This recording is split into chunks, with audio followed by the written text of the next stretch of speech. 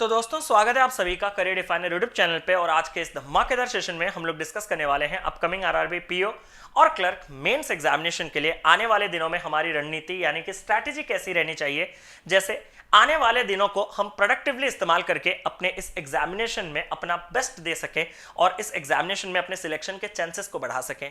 लेकिन ये सिर्फ तब मुमकिन है जब आप अपने इस हार्डवर्क के जर्नी में कुछ स्मार्ट वर्क को भी डालें।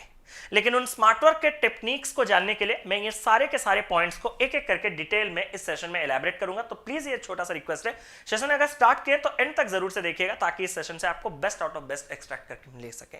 लेकिन स्टार्ट करने से पहले आप सभी को मेरी तरफ से हैप्पी इंडिपेंडेंस डे और भगवान जगन्नाथ जी से ये प्रार्थना रहेगा कि आप सभी लोगों को मेहनत करने की शक्ति दें ताकि आप इस प्रिपरेशन के बंधन से भी आजाद हो पाएं और जल्द ही अपने फ्यूचर के लिए कुछ बहुत ही बड़ा और तगड़ा कर पाएं।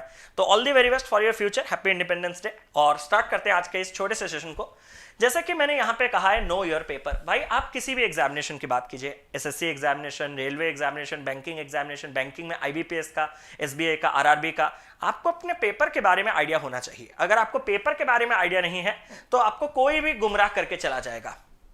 इसीलिए आपके इसी करियर डिफाइनर यूट्यूब चैनल पे मैंने एक नो योर पेपर का सीरीज भी स्टार्ट किया था, जहां पे सारे बैंक के एग्जामिनेशंस के प्रीलिम्स और मेंस के पेपर मैंने आपको करवाए थे, जिससे कि आपको एक आइडिया लग सके कि प्रीवियस ईयर में एक्चुअली में किस तरीके के क्वेश्चंस आते हैं, एग्जामिनेशन का पैटर्न क्या है, एग्जामिनर का जो फेवरेट सवाल है वो कौन से हैं, जो इंपॉर्टेंट टॉपिक्स है वो क्या है, जो नॉन इंपॉर्टेंट टॉपिक्स है वो क्या है, और खासकर सबसे ज्यादा इंपॉर्टेंट आपके पेपर का लेवल ऑफ डिफिकल्टी क्या है। क्यों? क्योंकि अक्सर आपने सुना होगा, अरे यार मेंस में तो बहुत हाई लेवल के क्वेश्चंस आते हैं, बिल्कुल बनते ही नहीं, मैंने सुना है एक भी क्वेश्चन नहीं बनता। तो आप जब ये माइंडसेट ले जाते हो तो कोई इजी सवाल भी जब आपके सामने पॉपअप होता है ना, आप उसको एक बड़े हाई लेवल के सवाल की तरह इंटरप्रेट करके जब अटैक करते हो ना, तो वो नहीं बनता या फिर बहुत ज्यादा टाइम कंज्यूम कर लेता है। मतलब उसका औकात होगा 1 मिनट या फिर 1 मिनट 10 सेकंड, लेकिन आपने उसको हाई एस्टीम करके 2 मिनट 2.5 मिनट का बना दिया है। तो ये सारे चीजों से बचने के लिए आपको एक बार प्रीवियस ईयर पेपर जरूर से देखना होगा। इसका लिंक जो है इन दोनों का, आरआरबी पीओ मेंस और आरआरबी क्लर्क मेंस, मैंने करवा रखा है इसी चैनल पे, मैंने लिंक डिस्क्रिप्शन पे दिया, प्लीज एक बार देख लीजिएगा, आपका कॉन्फिडेंस पिक पे होगा। और ये मैं इतना दावा के साथ इसलिए कह सकता हूं क्योंकि साल में 2 ऐसे पेपर हमेशा कंडक्ट किए जाते हैं, आईबीपीएस पीओ मेंस और एसबीआई पीओ मेंस, जिनका जो लेवल है ना बहुत हाई रहता है। और अक्सर हम उसी का कंक्लूजन ले लेते हैं कि यार पेपर मेंस का बहुत हाई है और सारे अदर मेंस एग्जामिनेशन पे उसी चीज को डाल देते हैं। बट आपके जानकारी के लिए आरआरबी पीओ मेंस और आरआरबी क्लर्क मेंस के पेपर बहुत ही ज्यादा डुएबल दिया जाता है। उसके बारे में हम और भी चर्चा करेंगे क्यों, लेकिन अभी के लिए बहुत ही डुएबल दिया जाता है, आप कर पाओगे आराम से। बस कामली आपको पेपर को करना है, एक बार प्रीवियस ईयर पेपर देखना। पहला पॉइंट क्लियर, ठीक है। हम प्रीवियस ईयर के कट ऑफ भी देखेंगे, हालांकि उसका इस साल आने वाले कट ऑफ पे कोई इंपैक्ट नहीं रहेगा। बट आप लोग मॉक्स देते हो तो आप लोग पूछते रहते हो कि सर मॉक्स में कितने होने चाहिए, इतने हो रहे हैं, अच्छे हैं क्या, नहीं क्या। तो प्रीवियस ईयर के कट ऑफ से हम एक नंबर बस एक्सट्रैक्ट करेंगे कि मॉक्स में हमें कितने हद तक अटेम्प्ट्स लेने हैं, कितना हद तक एक स्कोर है जिसको हमें अटेंड करना है। साथ ही साथ हमें प्रीवियस ईयर का जब हम पेपर का एनालिसिस करेंगे तो पता चल जाएगा कि कौन से इंपॉर्टेंट टॉपिक्स है, कौन से नॉन इंपॉर्टेंट टॉपिक्स है। उससे हम अपने सब्जेक्ट वाइज डेली रूटीन और स्टडी प्लान बना सकते हैं, जैसे कि प्रॉपर जो कहते हैं ना, मतलब इस्तेमाल ऑफ टाइम, तो वो हम कर सकते हैं यहां से। और साथ ही साथ टाइम मैनेजमेंट, इस पेपर का जो सबसे खास बात है, यहाँ पे कंपोजिट टाइम 2 घंटे का दे दिया जाता है। उसी में आपको पूरा का पूरा खुद ही टाइम मैनेज करना होता है कि क्वांट को कितना टाइम दे, रीजनिंग को कितना, कंप्यूटर भी आ जाता है यहाँ, जनरल अवेयरनेस को कितना, इंग्लिश को कितना, अगर आपने इंग्लिश ऑप्लिक हिंदी लिया है तो हिंदी को कितना। तो ये चीज बहुत ज्यादा जरूरी है, उसके ऊपर भी हम बात करेंगे। मॉक टेस्ट कैसे देने हैं, कितने देने हैं, और बाकी आपके मेंस के क्या क्या सोर्सेस है जिनको आपको फॉलो करने हैं, सारे सिलेबस कंप्लीशन करें, सब कुछ हम बारीकी से एक एक करके सेशन को स्टार्ट करेंगे। लेकिन उससे पहले छोटा सा रिक्वेस्ट है, अगर सेशन पसंद आएगा तो सेशन को लाइक और शेयर जरूर से कर दीजिएगा। आईबीपीएस, आरआरबी, पीओ और क्लर्क मेंस एग्जामिनेशन का पैटर्न, सर ये तो दोनों आपने लिख लिया। मैंने कहा हाँ सर, ऐसा कैसे? क्योंकि दोनों एग्जामिनेशन के पैटर्न हूबहू सेम है, पैटर्न में कोई अंतर नहीं है। तो अगर अंतर है तो वो सिर्फ और सिर्फ level of difficulty. RRB PO mains का लेवल अप रहता है, क्लर्क मेंस का लेवल लो रहता है। अगर आप परसेंटेज वाइज देखें तो कितना लेवल में फर्क रहेगा वो तो एग्जैक्ट बताना असंभव है। ये अगर 100% है तो ये उसका 60-65% तक रहेगा लेवल, यही आप समझ जाइए। अगर मैं बात करूं तो आपके सब्जेक्ट्स क्या क्या रहेंगे, क्वांट रहेगा, रीजनिंग रहेगा, कंप्यूटर रहेगा, इंग्लिश और हिंदी में ऑप्शनल, जनरल अवेयरनेस। सारे सेक्शन से 40 क्वेश्चन, लेकिन आपके बैंक एग्जाम में खासियत होता है 1 क्वेश्चन 1 मार्क का प्रीलिम्स में, बट यहाँ पे नहीं। यहाँ पे अगर देखेंगे 40 क्वेश्चन 50, 40 क्वेश्चन 50, मतलब हर एक क्वेश्चन यहाँ पे 1.25 और 1.25 क्या बेयर करता है, कैरी करता है। कहाँ कहाँ? क्वांट और रीजनिंग सेक्शन में। कंप्यूटर सेक्शन के 40 क्वेश्चन 20 मार्क, मतलब यहां पे एक एक क्वेश्चन आधे नंबर का है। यहां पे 40 क्वेश्चन 40 मार्क और जनरल अवेयरनेस में भी 40 क्वेश्चन 40 मार्क, तो यहां पे क्वेश्चंस एक एक मार्क के हैं। तो यहां पे जो आपके 10 10 20 मार्क बढ़े थे वो कंप्यूटर ने 20 मार्क कम करके बैलेंस कर दिया। तो पूरे पेपर में 200 क्वेश्चंस आपको मिलेंगे और 200 मार्क का पेपर रहेगा। लेकिन स्पेशलिटी पूरे पेपर के लिए आपको 120 मिनट यानी कि 2 घंटे दिए जाएंगे। खुद इस्तेमाल करो कि किसमें कितना बांटना है, वो भी मैं आपको बताऊंगा जब मैं मॉक टेस्ट सेक्शन के पास आऊंगा तब। धीरे धीरे चलते हैं। अब मैं क्वांट का टीचर हूं तो मैं आपको बताना चाहता हूं कि क्वांट में कहां से कैसे सवाल आपको आए थे और उससे हमें क्या कंक्लूजन ड्रॉ करना है, इस पेपर का लेवल ऑफ डिफिकल्टी क्यों कम हो जाता है उसके बारे में। अगर मैं पिछले 2 साल में यही ट्रेंड रहा है, बट मैं पिछले साल की बात ले रहा हूं, साल 2022 की। वहां आपको, अगर आपने नो ईयर पेपर सीरीज नहीं देखा होगा, आप अपने पेपर को नहीं जानते होंगे, तो आप तो अभी भी सोच रहे होंगे अरे मेंस में अप्रोक्सीमेशन आता है ना, क्वाड्रेटिक आता है, नंबर सीरीज आता है, और वो भी 1 नहीं 2 नहीं 5 नहीं 11 मार्क्स के आते हैं, उससे पहले 12 मार्क्स के आते हैं। तो 10 मार्क तो मिनिमम स्पीड मैथ्स एरिया से आपको क्वेश्चन पूछे जाएंगे, अप्रोक्सीमेशन, क्वाड्रेटिक इनइक्वालिटीज और नंबर सीरीज। और अगर मैं बात करूं तो डेटा इंटरप्रिटेशन, यहां पे एक स्पेशलिटी आपने ऑब्जर्व किया सर क्या, यहां पे आपके normal tabular DI with variables, ठीक है, डबल पाई चार्ट और कैसलेट, ये सब परसेंटेज रेशियो और एवरेज बेस्ड है। मतलब कोई तीसरे चौथे अरिथमेटिक टॉपिक जैसे कि profit loss and discount, simple compound interest, time and work, time speed distance, ये नहीं इंक्लूडेड है। इससे प्रीवियस साल भी में नहीं इंक्लूड था। तो मतलब ये नहीं कि इस साल नहीं आ पाएगा, बस पेपर का एक रफ आइडिया दे रहा हूं कि आरआरबी पीओ मेंस एक्चुअली कहां पे खेलता है। वो खेलता है अरिथमेटिक में अपने सिंपल वर्ड प्रॉब्लम्स देके। आपने देखा होगा कि IBPS PO mains, SBI PO mains arithmetic पे अपना मेजर फोकस कहां पे रखते हैं, कैसलेट, मतलब बड़े बड़े एक ही टॉपिक का पैराग्राफ, टाइम स्पीड डिस्टेंस का एक बड़ा पैराग्राफ दे देगा। उसमें से अगर आपने उसको डिकोड कर लिया तो 2 क्वेश्चन नहीं तो 3 क्वेश्चन उसको देगा, 2 करके देता है 6 मार्क का। लेकिन यहां पे ऐसा नहीं है, यहां पे एक क्वेश्चन एक मतलब 1.25 एक ही सिंगल क्वेश्चन रहेगा एक टॉपिक का। तो ऐसे करके इसका जो फेवरेट है वो देता है ज्यादातर सिंगल। जैसे आपने प्रीलिम्स में अरिथमेटिक वर्ड प्रॉब्लम्स देखा होगा 1 मार्क का, उससे थोड़ा स्ट्रेची, थोड़ा लेंदी कर दो, थोड़ा लॉजिकल घुमा दो, बन गया। डेटा सफिशिएंसी 3 और क्वांटिटी कंपैरिजन 2, जो कि आपके RRB PO mains, sorry IBPS और एसबीआई पीओ मेंस में भर भर के आए थे। तो वो चीज यहां पे काफी हद तक कम है, यहां पे वर्ड प्रॉब्लम्स पे ज्यादा फोकस किया गया। ये मैंने बताया आपका पीओ मेंस का। थोड़ा क्लर्क मेंस का मैं दिखा देना चाहता हूं। ये आपका क्लर्क मेंस का प्रीवियस ईयर का पेपर एनालिसिस है। यहां पे भी आपके क्वाड्रेटिक से 6 मार्क, डायरेक्ट नंबर सीरीज से 6 मार्क, मैंने क्या कहा था 10-12 मार्क तो आपको यहीं से ही स्पीड मैथ से पूछे जाएंगे। डीआई अगेन 15 मार्क, पिछले बार भी मतलब पीओ में भी 15, यहां पे 15, 3 सेट वो देता है, लेकिन यहां पे थोड़ा चेंजेस है। पाई चार्ट विद टेबल सही था, टेबुलर विथ वेरिएबल जो कि आपने देखा पीओ और क्लर्क दोनों में दिया है, टेबल तो आना कंफर्म है, उसमें वेरिएबल्स एसोसिएट कर सकता है, परसेंटेज रेशियो, इस तरीके का जो मेल फीमेल का पार्टीशन करता है वो ज्यादातर खेलता है उसमें। और साथ ही साथ एक मिक्सचर बेस्ड कैसलेट जो हम बात कर रहे थे, एक मिक्सचर बेस्ड कैसलेट भी दिया। मतलब इसका मतलब एक इंडिकेशन कि ऐसा नहीं कि बिल्कुल अरिथमेटिक के ऊपर कैसलेट या फिर बड़े बड़े पैराग्राफ वाले क्वेश्चन नहीं आ सकते हैं, बट अगर आएंगे तो हार्डली वो एक सेट 5 मार्क का या फिर 2 सेट 6-8 मार्क का जा सकता है, उससे ज्यादा बिल्कुल नहीं जा सकता। क्योंकि इसका जो फेवरेट है अरिथमेटिक सेक्शन में वो डायरेक्ट वर्ड प्रॉब्लम्स देने का है। ये पिछले 6 साल 7 साल का ट्रेंड यही रहा है उसका। तो उसने अरिथमेटिक वर्ड प्रॉब्लम्स को ही अपना मेजर हिस्सा बना रखा है, यहां पे भी 10 दिया है। और क्वांटिटी कंपैरिजन जो कि अरिथमेटिक वर्ड प्रॉब्लम्स होते हैं या फिर आपके क्वाड्रेटिक वाले हो जाते हैं, जैसे कि आपके some of fruits, product of fruits, उसके ऊपर उसको आरआरबी को देने का बड़ा मजा आता है। वो क्वाड्रेटिक का मैंने पढ़ाया हुआ है आपको, सम ऑफ फ्रूट्स और प्रोडक्ट ऑफ फ्रूट्स को खेल खेल के उसमें कंपैरिजन करवाना उसका एक हैबिट है, तो उसको भी आप लोग ध्यान रखिएगा।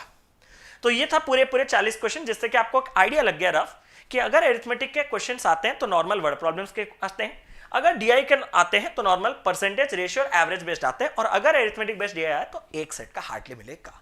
ये कंक्लूजन ड्रॉ करने के बाद आपको थोड़ा राहत भरी सांस मिला होगा क्योंकि चीजें डुएबल हैं।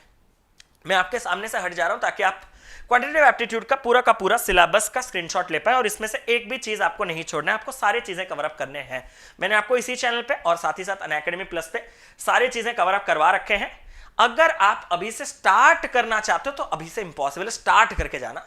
उम्मीद करता हूं आप मेंस की तैयारी कर रहे हो, मतलब प्री आपका क्लियर होने के चांसेस, और आप अगर प्री क्लियर करने के चांसेस भी रखते हो ना, मतलब आपने मेजॉरिटी टॉपिक्स तो कंप्लीट किया है। बट ये मैंने स्क्रीनशॉट आपको इसलिए लेने के लिए कहा कि अगर आप में कोई भी टॉपिक छूटा है, जैसे कि आप कोई भी चीज छोड़ नहीं सकते, लेकिन जैसे कि मैंने कहा कि एक अरिथमेटिक बेस्ड डीआई भी आ सकता है, वो अगर पैराग्राफ प्रोबेबिलिटी के ऊपर दे दिया तो आपको अगर प्रोबेबिलिटी नहीं आता 5 मार्क 4 मार्क चले गए यहाँ पे।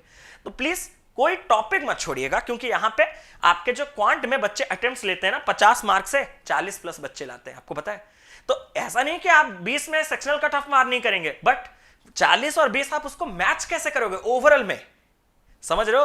तो यहां पे आपको अगर स्कोर करना है, अगर आपका ये स्ट्रेंथ है, तो आप कोई भी टॉपिक प्लीज मत छोड़िएगा। कोई मेंसुरेशन छोड़ रहा है, मेंसुरेशन से मैचिंग टाइप का डीआई आ जाएगा आपका।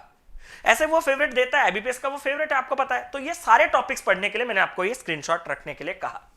अब हम बात करते हैं कि जितने लोग हमें अनअकैडमी प्लस पे फॉलो कर रहे हैं, तो उनके लिए कोर्स स्टार्ट कर रहा हूं मैं कल, यानी कि 16 तारीख। आज 15 है, कल 16 तारीख को मंडे वेडनेसडे फ्राइडे ये फ्रीक्वेंसी में 7 PM पे क्लास चलेगा। कोर्स का नाम है संपूर्ण course for mains level quant for RRB PO clerk and IBPS clerk mains 2023। इसमें अरिथमेटिक और डेटा इंटरप्रिटेशन डेली बेसिस नहीं, मतलब जो भी रेगुलर सेशंस, मतलब एक सेशन में एरिथमेटिक भी होगा और डीआई भी होगा। इस बैच को जरूर से एनरोल कर लीजिएगा, इतना आप सभी से रिक्वेस्ट है। और क्लास पे टाइम टू टाइम आया कीजिएगा, मेंस पढ़ना बहुत ज्यादा जरूरी है। और हाँ, कोई अगर मुझे यूट्यूब पे देख रहा है तो मैं एक बार यूट्यूब पे भी आपके कमेंट्स देखना चाहूंगा कि अगर आप सही में यूट्यूब पे अच्छे तादाद पे मेंस के क्लासेस देखने आओगे तो मैं आपके लिए मेंस का सेशन पूरा का पूरा, मैंने जैसे आपके लिए पूरा सिस्टमेटिकली बनाया था प्री के लिए, वैसे भी बना दूंगा। लेकिन उसमें आपका सपोर्ट चाहिए। अगर आप ही नहीं आओगे तो मैं किसको पढ़ाऊंगा? उससे अच्छा मैं एक ही कोर्स यहाँ पे चलाऊंगा।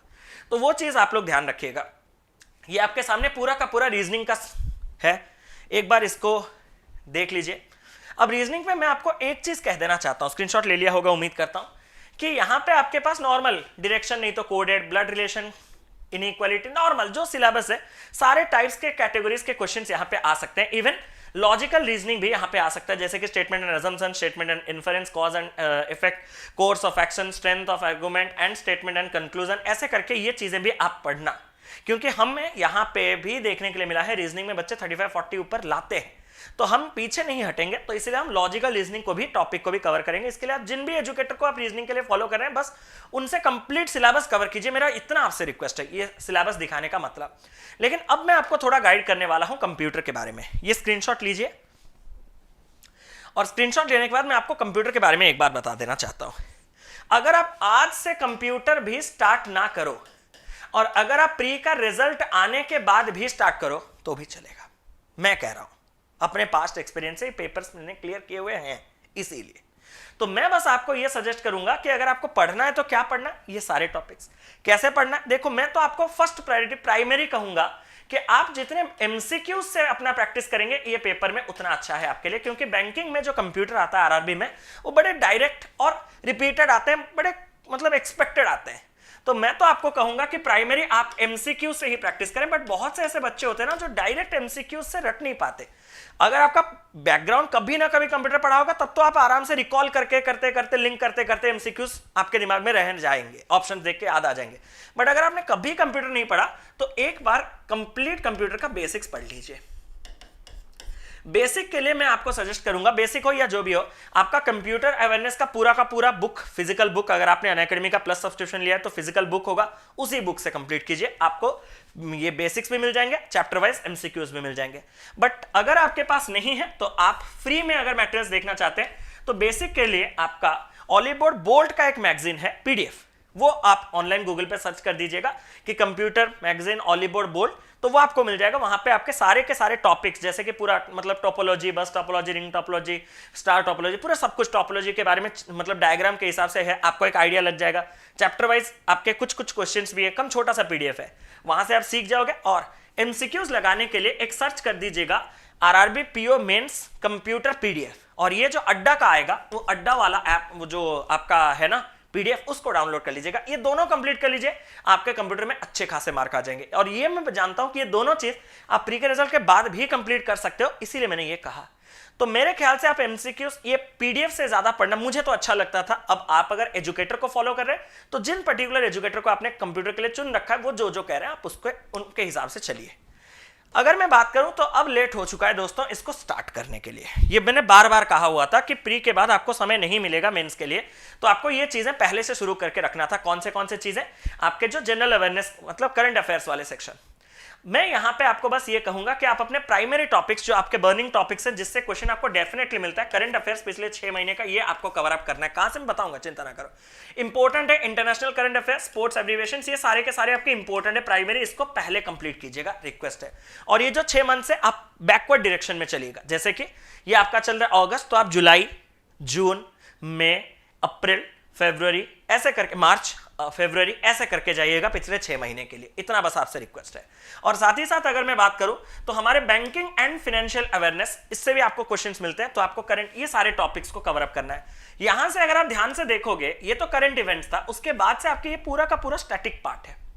ये स्टैटिक पार्ट के लिए आपको मैं सजेस्ट करूंगा कि इससे इतने ज्यादा डिटेल में क्वेश्चन नहीं आते, बहुत डायरेक्ट रफ क्वेश्चन आते हैं, लेकिन आजकल जो स्टैटिक को भी करंट के साथ लिंक करता है, अगर क्वेश्चन घूमेगा तो हम कुछ नहीं कर सकते, बट स्टैटिक से अगर कोई क्वेश्चन डायरेक्ट आपको मिला तो उसके लिए पुराना अड्डा का जो भी कैप्सूल, क्योंकि इस बार शायद कैप्सूल अभी तक नहीं आया, जो भी आपका जनरल अवेयरनेस का कैप्सूल आता है, अभी शायद आएगा भी इस साल, हर साल वो देता है।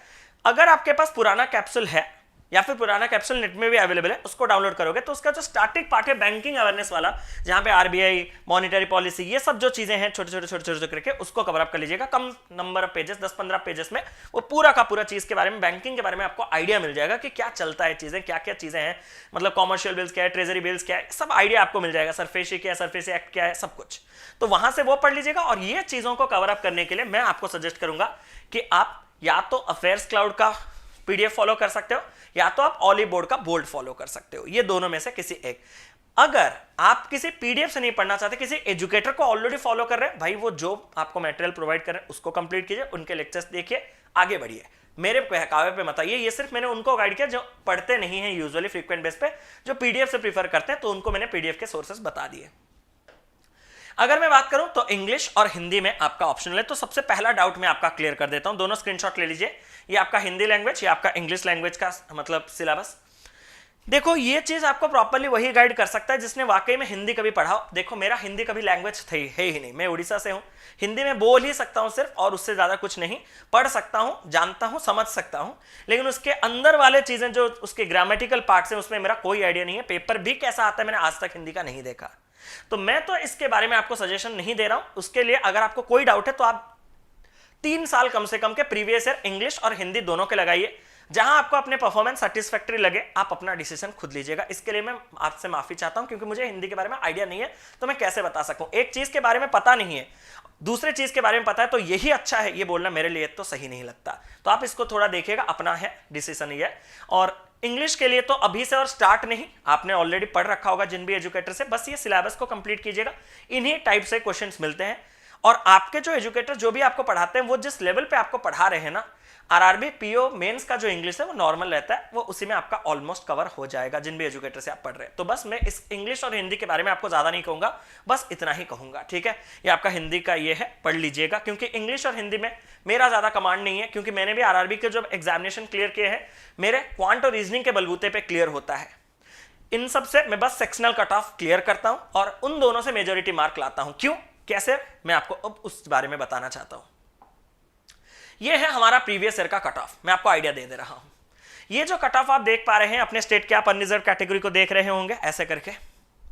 और अगर मैं बात करूं तो ये आपके जो स्टेट्स मिसिंग थे, आप पिछले साल हमारे ओडिशा का कट ऑफ गया था 74.38।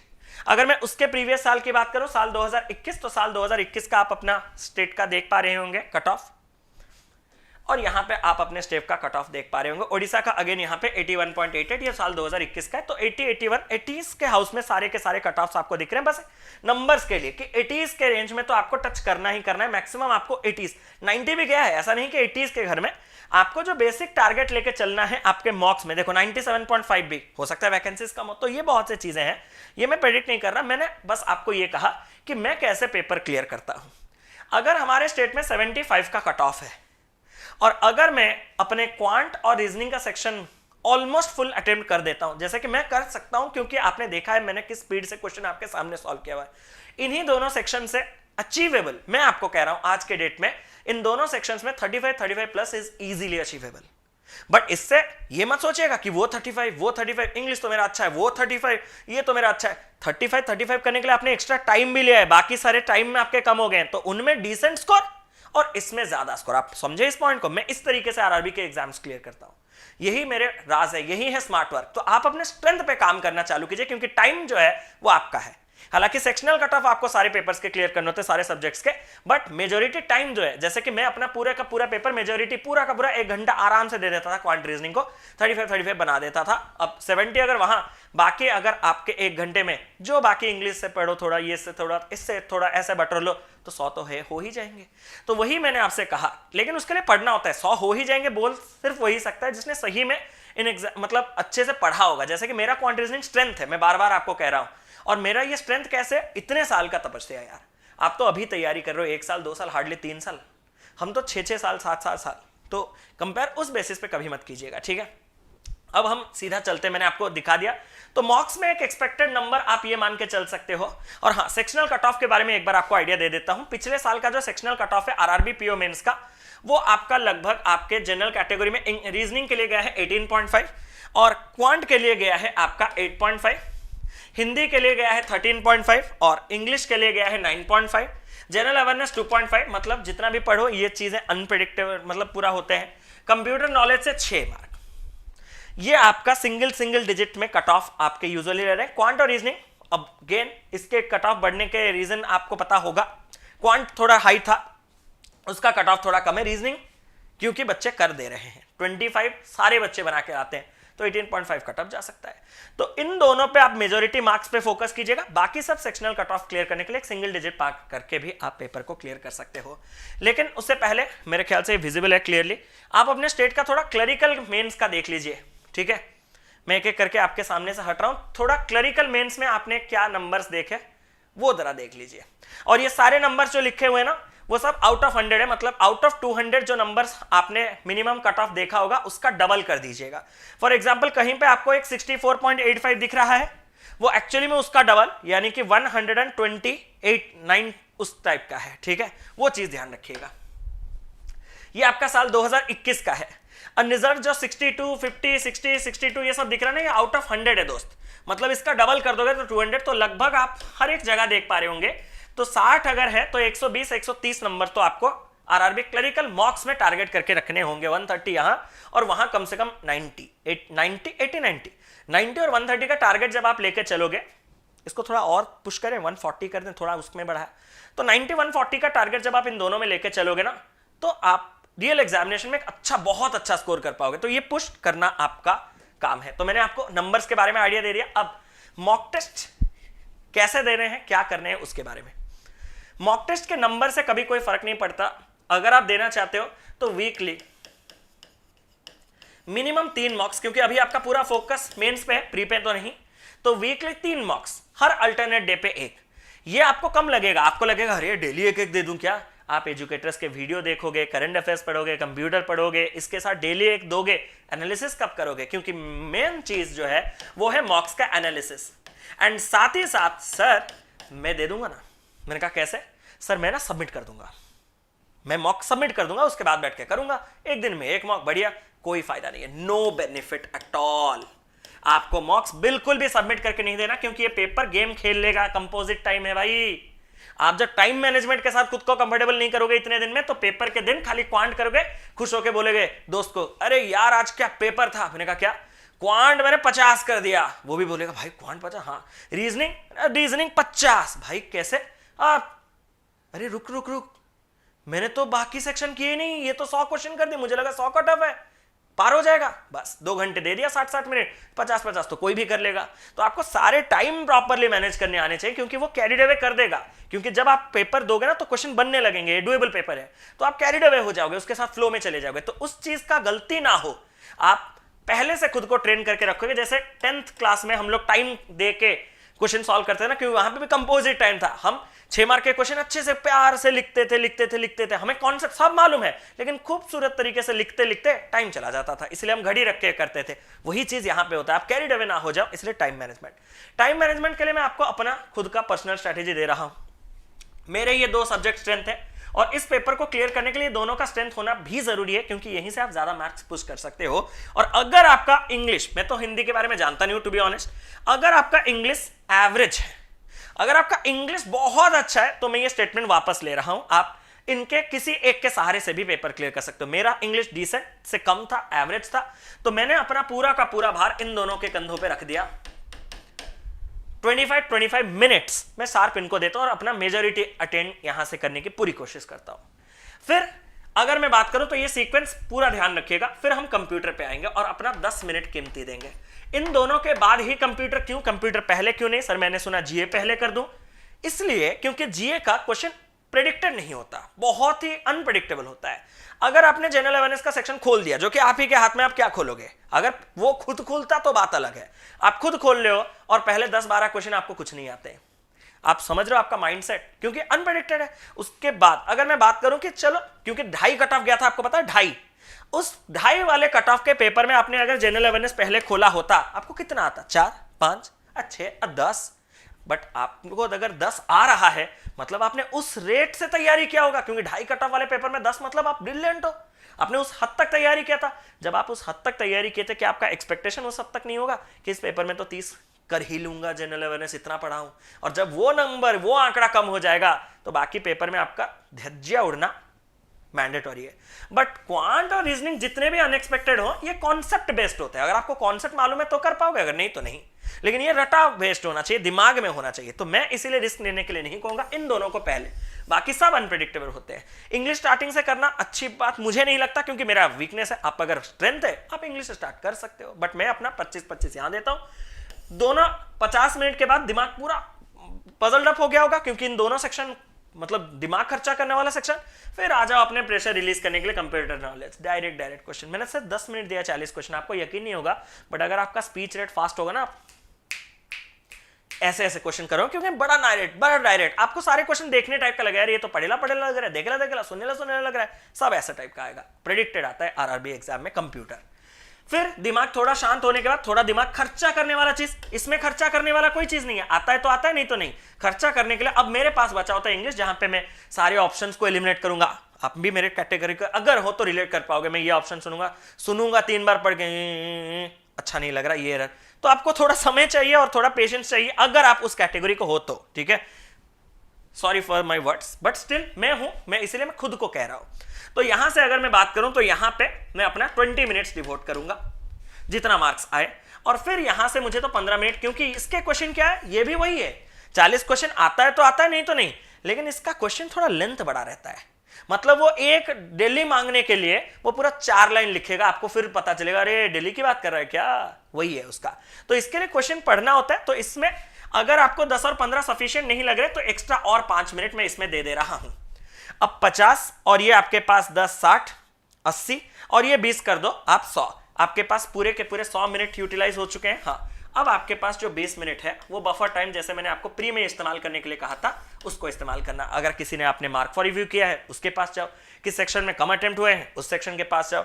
मेरे ख्याल से कंप्यूटर और जनरल अवेयरनेस पास तो जाने का चांस नहीं है। बस अपना डिसीजन लेना कि यहाँ पे और कहाँ पे आप ज्यादा अटेम्प्ट ले सकते हो। यहाँ 20 मिनट दिया है, शायद कम अटेम्प्ट हुए हैं, थोड़ा और पुश किया जा सकता है। यहाँ पे क्वेश्चंस अच्छे मैंने छोड़े हैं लेंदी सोच के, वहां तो जहां अटेम्प्ट हो सकता है वहां जाइएगा, बट इस टाइम स्लॉट को फॉलो कीजिएगा।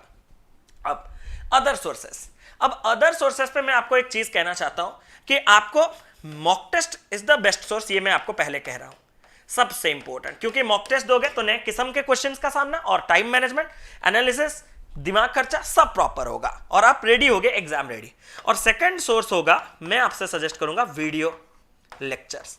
किन एजुकेटर्स के वीडियो लेक्चर्स? जिन एजुकेटर्स को आपने अपने बेसिक्स क्लियर करते वक्त फॉलो किया है, प्रीलिम्स लेवल का, जिनसे भी आपने पढ़ा हुआ है, क्वांट हो, रीजनिंग हो, जिनसे भी आपने अपने बेसिक्स फाउंडेशंस क्लियर किए हो, उन्हीं एजुकेटर से ही अपने मेंस की तैयारी कीजिएगा। वरना क्या होगा, मेथड चेंज होने के कारण आप एग्जामिनेशन में फंस सकते हो। आप ये करूं, ये वो करूं, वो करूं, वो करूं।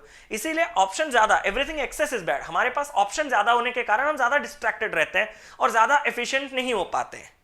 वो जो है ना, वो चीज स्कैटर कर जाता है। अगर वो कॉन्सेंट्रेट होकर एक जगह रहेगा तो हम बेटर परफॉर्म कर पाएंगे। तो मेरी ये रिक्वेस्ट है कि अगर आप वीडियो लेक्चर्स किसी भी एजुकेटर को फॉलो कर रहे हैं, उन्हीं का कीजिए जिनसे आपने चीजों को सीखा हुआ है। क्वांट जिससे सीखा हुआ है उसी से, रीजनिंग जिससे सीखा हुआ उसी से, इंग्लिश जिससे सीखा हुआ उसी से। बाकी कोई चीज तो सीखा हुआ चीज नहीं है, वो पढ़ाया गया समझाया वो अलग चीज है। तो यही था मेरे तरफ से आपके लिए पूरा का पूरा चीज, ठीक है।